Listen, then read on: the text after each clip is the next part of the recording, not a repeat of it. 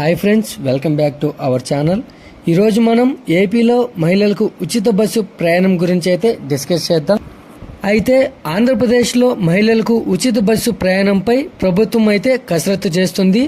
అయితే త్వరలోనే ఈ పథకాన్ని అమలు చేయాలని భావిస్తుంది. అయితే ఎలాంటి లోటుపాట్లు లేకుండా ప్రభుత్వం జాగ్రత్తలు అయితే తీసుకుంటుంది. అందుకే ఈ పథకం అమలు ఆలస్యం అవుతుందన్నారు.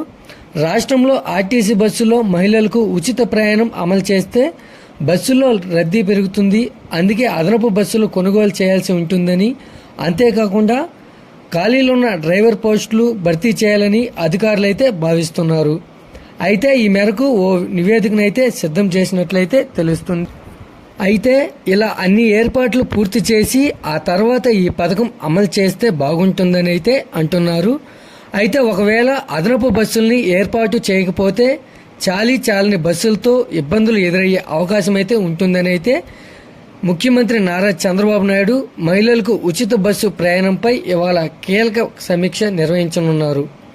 అయితే ఆర్టీసీ అధికారులు తెలంగాణ, కర్ణాటకలో ఉచిత ప్రయాణంపై చేసిన అధ్యయనం వివరాలను చంద్రబాబుకైతే తెలియజేస్తున్నారు.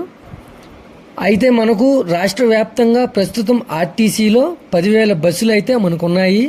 వాటిలో సొంత బస్సులు 8,220 ఉంటే, అయితే మిగిలినవి అద్దె బస్సులని ఇటీవల 1,480 కొత్త బస్సులు కొనుగోలు చేయగా, వీటిలో ప్రతి నెల కొన్ని చొప్పున బస్సులు బాడీ బిల్డింగ్ పూర్తి చేసుకుని డిపోలకైతే వస్తున్నాయి.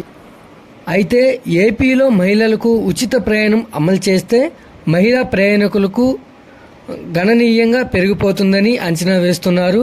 దీనికోసం అదనంగా కనీసం 2,000 కొత్త బస్సులు అవసరమని అధికారులు అయితే ఓ అంచనాకైతే వచ్చారు. అయితే అలాగే ఆర్టీసీలో డ్రైవర్ల కొరత వెంటాడుతుంది. అందుకే 3,500 మంది వరకు డ్రైవర్ పోస్టులు భర్తీ చేయాలని నివేదికనైతే రూపొందించారు.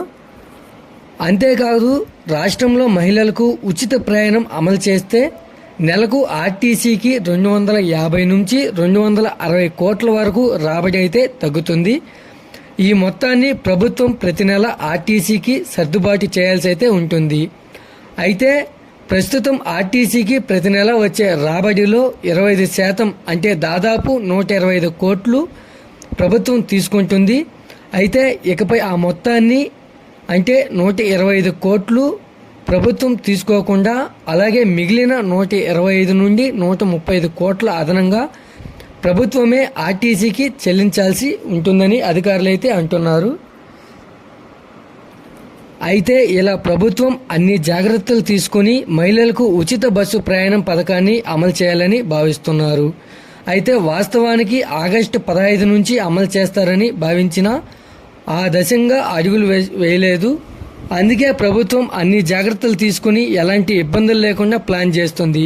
త్వరలోనే ఈ పథకాన్ని అమలు చేస్తామని అయితే అధికారులు వెల్లడించారు. ఈ వీడియో కనుక నచ్చినట్లయితే లైక్ చేసి సబ్స్క్రైబ్ చేయండి. మరొక కొత్త అప్డేట్తో మీ ముందుకు తీసుకొస్తాను. Thanks for watching.